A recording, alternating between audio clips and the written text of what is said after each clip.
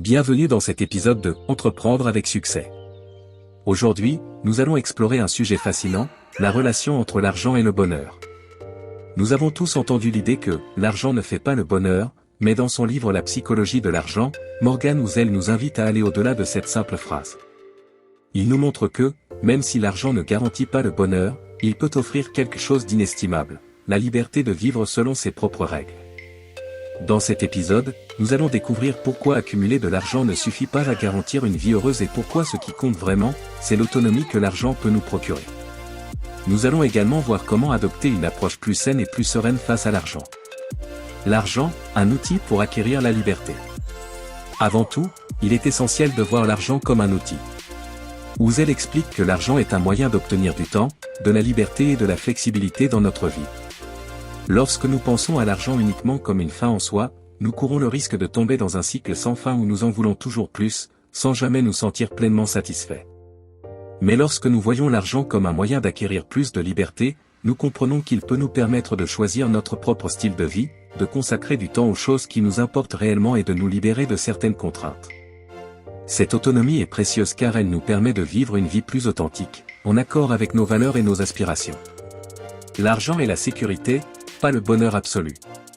L'argent joue indéniablement un rôle dans la sécurité et le confort. Avoir suffisamment d'argent permet de couvrir ses besoins de base, de gérer les imprévus et de se sentir en sécurité. Cependant, au-delà d'un certain niveau, accumuler davantage ne se traduit pas nécessairement par une augmentation du bonheur. Des études montrent que lorsque nos besoins essentiels sont couverts, le bonheur ne croît pas proportionnellement avec l'augmentation de nos revenus. En d'autres termes, si l'argent peut effectivement améliorer notre qualité de vie, il ne garantit pas notre épanouissement.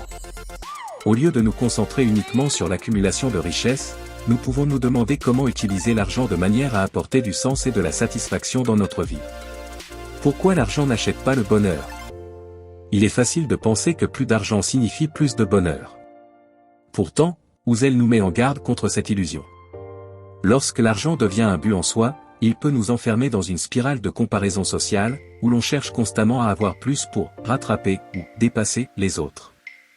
Ce cycle est épuisant et souvent source de frustration, car il repose sur des attentes extérieures plutôt que sur des désirs personnels. Le bonheur n'est pas une question de quantité d'argent, mais de manière dont cet argent est utilisé pour améliorer notre vie. Dépenser de l'argent pour impressionner les autres ne nous procure pas une satisfaction durable. En revanche, l'utiliser pour réaliser des expériences significatives, pour consacrer du temps à nos proches ou pour soutenir des causes qui nous tiennent à cœur, peut nous apporter un bonheur plus durable. La valeur de l'autonomie financière. L'un des principaux enseignements de Housel est que l'argent peut être une source de liberté et d'autonomie.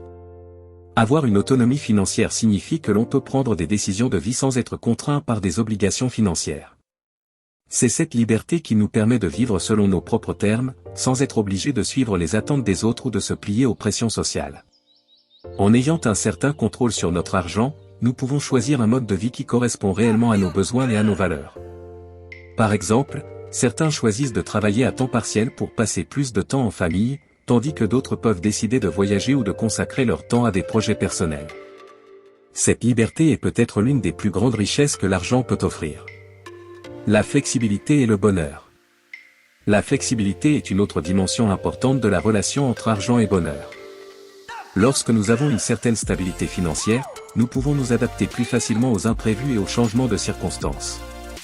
Cette flexibilité réduit notre stress et nous permet d'aborder la vie avec plus de sérénité. Par exemple, être flexible financièrement signifie pouvoir faire face à une perte d'emploi, à une crise économique ou à un changement de carrière sans être dans une situation critique. Cette capacité d'adaptation nous libère de l'angoisse de l'incertitude et nous permet de vivre plus sereinement, en sachant que nous avons une marge de manœuvre pour réagir face aux aléas de la vie. Les dangers de la comparaison sociale. Un autre point que Morgan Housel souligne est le piège de la comparaison sociale. Lorsque nous évaluons notre niveau de bonheur ou de succès financier en fonction de ce que les autres possèdent, nous entrons dans un cycle sans fin. La société nous pousse souvent à penser que plus nous avons, mieux nous nous porterons. Mais en réalité, cette course à l'accumulation peut créer un sentiment constant d'insatisfaction. Au lieu de se comparer aux autres, il est bien plus enrichissant de se concentrer sur ses propres objectifs financiers et ses propres valeurs. Cela permet de vivre en accord avec soi-même et de faire des choix financiers qui apportent un réel sentiment de bien-être et d'accomplissement.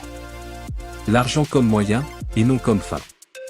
Pour vivre une relation saine avec l'argent, il est essentiel de le voir comme un moyen et non comme une fin en soi.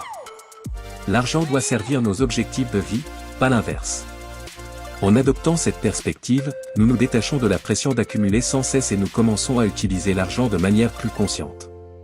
Nous pouvons, par exemple, investir dans notre développement personnel, dans des projets qui nous tiennent à cœur, ou encore dans des expériences enrichissantes qui créent de la valeur à long terme.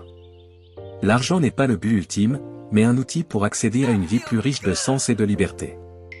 Comment intégrer cette vision dans notre vie financière? Pour appliquer cette vision de l'argent, voici quelques pistes concrètes.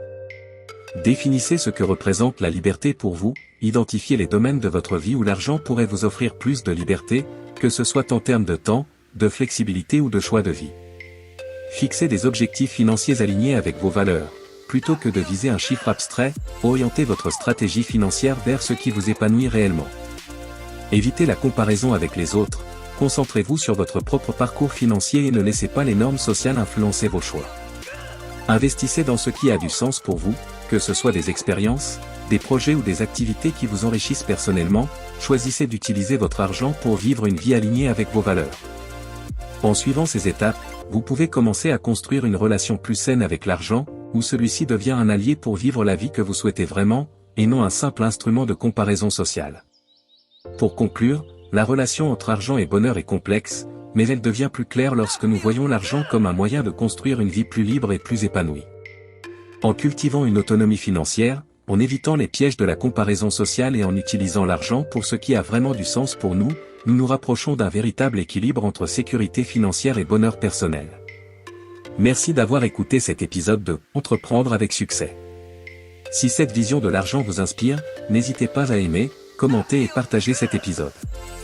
Rappelez-vous que l'argent, s'il est bien utilisé, peut être un levier puissant pour atteindre la liberté et vivre en accord avec vos aspirations les plus profondes. À très bientôt pour un nouvel épisode, et restez connectés pour plus de conseils pratiques sur la gestion de l'argent et l'entrepreneuriat.